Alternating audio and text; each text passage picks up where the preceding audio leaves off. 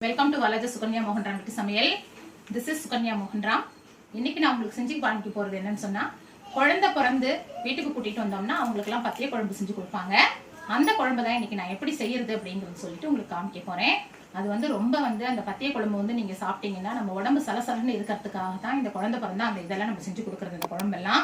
அது மட்டும் இல்லாம மழை காலத்துல மாசத்துக்கு ஒரு முறை இந்த மாதிரி ஒரு குழம்பு நம்ம செஞ்சு சாப்பிட்டோம்னு சொன்னா நமக்கு ஜலதோஷம் இருக்கிறவங்க அந்த மாதிரி இருக்கிறவங்களுக்கு எல்லாம் உடம்பு நல்லா சுறுசுறுப்பா தெம்பா இருக்கும். இந்த கோல்ட் எல்லாம் குறையும். அதுக்காக தான் இந்த குழம்பு நம்ம செஞ்சு காமிக்கிறேன். இன்னைக்கு நான் செய்ய போற அந்த குழம்புக்கு தேவையான பொருட்கள்லாம் வச்சிருக்கேன். வாங்க பார்க்கலாம்.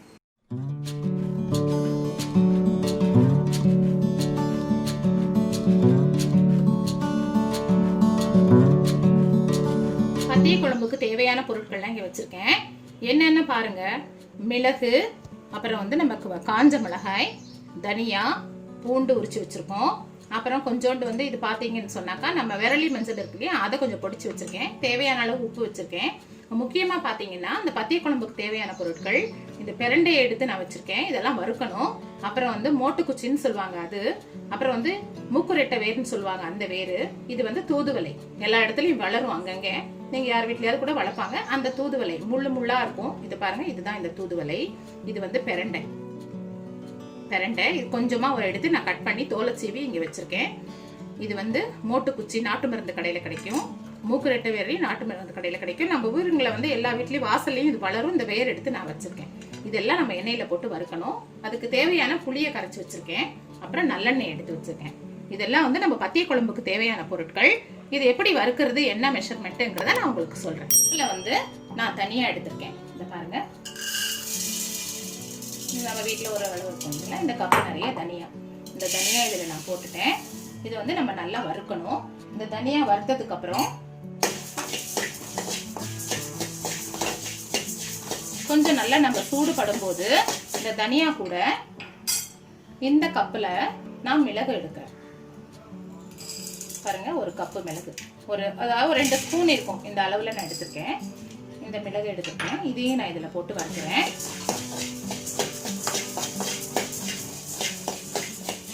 இதுலயே காஞ்ச மிளகாய் ஒரு 12 மிளகாவை நான் இதுல போட்டிருக்கேன்.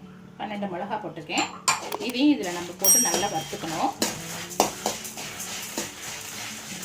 இது சூடு ஆக ஆக நான் விரலி மஞ்சள் வச்சிருந்தேன் இல்லைங்களா, இந்த விரலி மஞ்சளை கொஞ்சம் பொடி பண்ணி வச்சிருக்கேன். ஏன்னா மிக்சியில நம்ம ஓட்டும் போது அதனால நசுக்கி வச்சிருக்கேன். அந்த விரலி மஞ்சளை நான் இதுல போட்டுட்டேன். சும்மா ஒரு பீஸ் ஆஃப் விரலி மஞ்சள் அதையும் நான் இதுல போட்டிருக்கேன். நல்லா இதை போட்டு வறுத்துக்கணும். அதுக்கப்புறம் கொஞ்சோண்டு பூண்டு, நம்ம தாளிக்கும் போது தான் பூண்டு போடுவோம். நான் இருந்தாலும் இதுல கொஞ்சம் போட்டோம்னா அப்ப பூண்டு சில பேர் சாப்பிட மாட்டாங்க, பிடிக்காது இந்த பத்திய குழம்பு சாப்பிட்றவங்கலாம். அப்ப இந்த பூண்டை இதுலயே போட்டு நம்ம பண்ணோம்னு சொன்னா அவங்களுக்கு அந்த பூண்டுடைய இது அவங்களுக்கு கிடைக்கும் இல்லைங்களா. அதுக்காக நான் ஒரு 7 பல்லு பூண்டு நான் இதுலயே போட்டிருக்கேன். இதை ஃபர்ஸ்ட் நான் வறுத்து எடுத்துடுறேன். பாருங்க, இதெல்லாம் நான் வறுத்து வச்சுட்டேன். இந்த பத்திய குழம்புக்கு தேவையானது ஃபர்ஸ்ட் நம்ம வறுத்து வச்சுட்டோம். அதுக்கப்புறம் இங்க நான் வச்சிருக்கேன் இல்லைங்களா, இந்த பிரண்டை, மூக்குரெட்டை வேறு, அப்புறம் இந்த தூதுவளை, இந்த மோட்டுக்குச்சி எல்லாமே கொஞ்சோண்டு எண்ணெயை ஊற்றி நல்லா வதக்கிக்கணும். ஏன்னா இந்த பிரண்டை நமக்கு கையை அரிக்கும். அதனால எண்ணெயில நல்லா வதக்கி எடுத்துடணும். இந்த பிரண்டையை ஃபர்ஸ்ட் கொஞ்சோண்டு நம்ம பார்த்தீங்கன்னா நல்ல நல்லெண்ணெய், இதுக்கு எல்லாத்துக்கும் நல்லெண்ணெய் விட்டீங்கன்னா ரொம்ப நல்லா இருக்கும். உடம்புக்கும் ரொம்ப நல்லது. பத்திய எண்ணெய்க்கு குழம்புக்கு எப்பொழுதுமே நம்ம நல்லெண்ணெய் தான் ஊற்றி பண்ணணும். இந்த பிரண்டையை ஒரு ஸ்பூன் எண்ணெயை விட்டு நல்லா வறுத்துட்டேன். அதையும் வறுத்து நம்ம அதிலேயே போட்டுக்க வேண்டியதுதான். எல்லாமே ஒன்னா மிக்சியில தான் அரைக்க போறேன். இந்த பாருங்க, இதையும் வறுத்தாச்சு. இதுக்கப்புறம் இதுலயே நான் இந்த குச்சி, மூட்டு குச்சி, இந்த மூக்குரெட்டை வேறு, அப்புறம் இந்த தூதுவளை எல்லாமே நான் ஒன்னா போட்டு நல்லா மிக்ஸ் பண்ணிட்டேன். தூதுவளை எல்லாம் நம்ம நிறைய போடக்கூடாதுங்க. ஒரு 10 அளவு தான் இலை எடுத்துக்கணும். ஏன்னா ரொம்ப எல்லாமே சூடு. இதெல்லாம் அந்த பத்தியத்துக்கு நம்ம செய்யறது குழம்பு. அதனால நம்ம சூடானது. அது வேற இல்லாம இந்த குழந்தை பிறந்தா நம்ம இந்த பத்திய குழம்பு தான் நம்ம செஞ்சு கொடுப்போம். இது எல்லாமே இப்ப இதுலயே நான் வறுத்து போட்டாச்சு. இது எல்லாமே மிக்சியில ஓட்டினோம். மிக்சியில ஓட்டிட்டு காமிக்கிறேன். பாருங்க, மிக்சியில நம்ம எல்லாம் வறுத்து வச்சிருந்தோம் இல்லைங்களா, எல்லாமே மிக்சியில நான் போட்டு அரைச்சாச்சு. குழம்பு பொடி எதுவுமே கிடையாது. வெறும் நான் போட்ட அந்த தனியா, மிளகு, அப்புறம் அந்த மோட்டுக்குச்சி, அந்த தூதுவளை, அது எல்லாமே சேர்ந்தது, காஞ்ச மிளகாய் எல்லாம் சேர்த்து நான் இதுல அரைச்சு வச்சிருக்கேன். இதை நான் இதுல ஊத்துறேன்.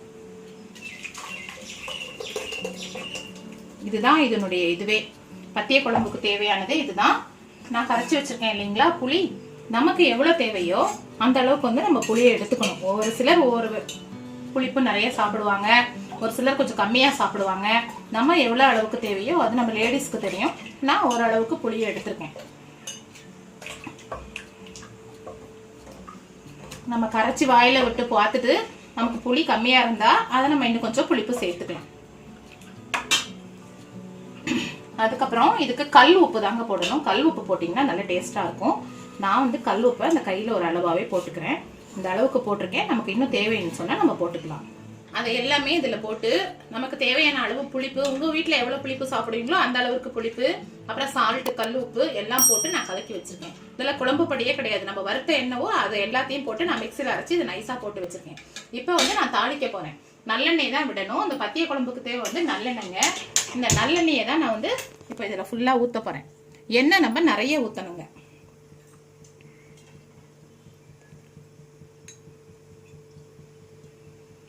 எண்ணெய் ஊற்றிட்டு நான் உரிச்சு வச்சிருக்கிற இந்த பூண்டு எல்லாத்தையும், இன்னும் நிறைய பூண்டு கூட போடலாம். எவ்வளோ பூண்டு உங்களுக்கு தேவையோ அந்த அளவுக்கு நம்ம பூண்டு போடலாம். அந்த பூண்டெல்லாம் இதில் போட்டு நல்லா வதக்கிட்டு, அப்புறம் வந்து நம்ம ஒரு சிலர் வந்து சின்ன சின்ன முள்ளு கத்திரிக்காய் இருந்தால் அதை போட்டு நல்லா வதக்கி இந்த குழம்பு செய்யலாம். ஒரு சிலர் வந்து முட்டையை வேக வச்சு தனியாக இந்த குழம்பையும் போட்டு அதையும் செய்வாங்க. ஒரு சிலர் வந்து அந்த பத்திய குழம்புன்றதுனால குழந்தை பிறந்தவங்களுக்கு கொடுக்கறதுனால அதில் வந்து நம்ம மட்டனை வந்து ஒரு சிலர் காய வச்சு வச்சுருப்பாங்க. அதையும் இதில் போட்டு இந்த குழம்பு கொதிக்கும் போது அதையும் நம்ம போட்டு செய்யலாம்.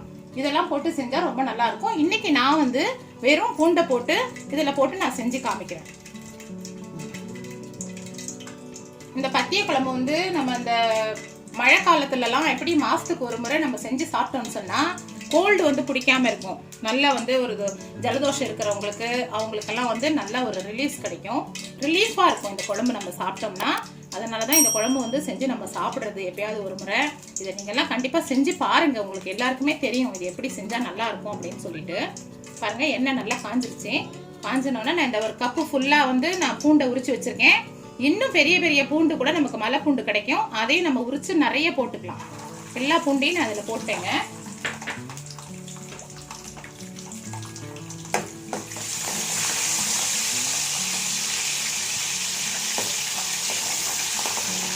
நல்லா இது செவக்க வதக்கணும்.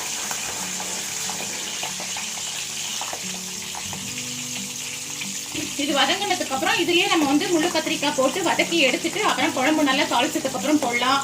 மட்டனை போடலாம். மட்டனை வேக வச்சு தனியா குழம்பு கொதிக்கும் போது போடலாம். முட்டையை வேக வச்சு தனியா வச்சுட்டு இந்த குழம்பு வெந்ததுக்கு அப்புறம் இந்த முட்டையில போட்டு காமிக்கலாம். எல்லாமே செய்யலாம். என்வி சாப்பிட்றவங்களா இருந்தா அப்படி செய்யலாம். என்வி சாப்பிடாதவங்களா இருந்தா வெறும் கத்திரிக்காயை மட்டும் போட்டு வதக்கி எடுத்துட்டு இந்த முள்ளு இதுல எண்ணெயில அப்புறம் இந்த காரக்குழம்பு பத்திய குழம்பை ஊற்றிட்டு அதுக்கப்புறம் நீங்கள் இந்த கொஞ்சம் நல்லா கொதிச்சு இறக்குற நேரத்தில் அந்த நம்ம வதக்கி எண்ணெயில் வச்சிருக்கிற அந்த முள்ளு கத்திரிக்காயை தூக்கி இதில் போட்டுட்டிங்கன்னா அவ்வளோ நல்லா இருக்கும். ஏன்னா மட்டன் சாப்பிடாதவங்க எவ்வளோ பேர் இருக்கிறாங்க, எண்ணெய் சாப்பிட்றவங்க இருக்கிறாங்க, சாப்பிடாதவங்க இருக்கிறாங்க. அவங்களுக்கு எல்லாருக்குமே அந்த விதமாக நான் சொல்லிட்டு இருக்கேன். பாருங்க, நல்ல செவந்துருச்சு. இது இந்த அளவுக்கு நல்ல செவன்னு வரணும். பூண்டு நல்ல பூண்டு செவந்து வந்ததுக்கப்புறம் நான் இந்த குழம்பு தாளிச்சு வச்சிருக்கேன். இது வந்து ஒரு ஃபேமிலியில நம்ம நல்லா சாப்பிடலாம். ஒரு 7-8 பேர் நம்ம இந்த குழம்பு வந்து நான் செஞ்சிருக்கிற அளவு சாப்பிடலாம். இந்த பாருங்க, இது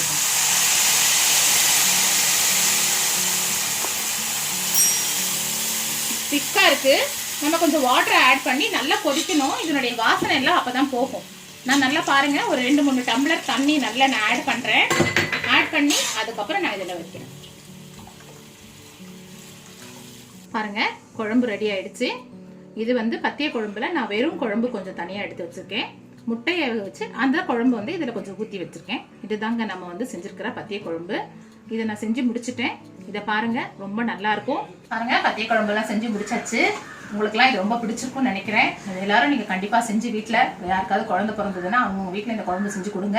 ரொம்ப டேஸ்டியாகவும் இருக்கும், அவங்களுக்கு சாப்பிட்றதுக்கு இதமாகவும் இருக்கும், உடம்புக்கும் ரொம்ப நல்லது. எனவே இந்த குழம்பு நான் உங்களுக்கு செஞ்சு காமிச்சிருக்கேன். எல்லாரும் இந்த குழம்பு செஞ்சு பாருங்க. ஃபர்ஸ்ட் டைம் பார்க்குறவங்க இருந்தால் சப்ஸ்கிரைப் பண்ணி பெல் பட்டனை ப்ரெஸ் பண்ணுங்க, லைக் பண்ணுங்க, ஷேர் பண்ணுங்க. மீண்டும் அடுத்த வாரம் புது ரெசிபியுடன் உங்களை சந்திக்க வருகிறேன். சுகன்யா மோகன்ராம். நன்றி.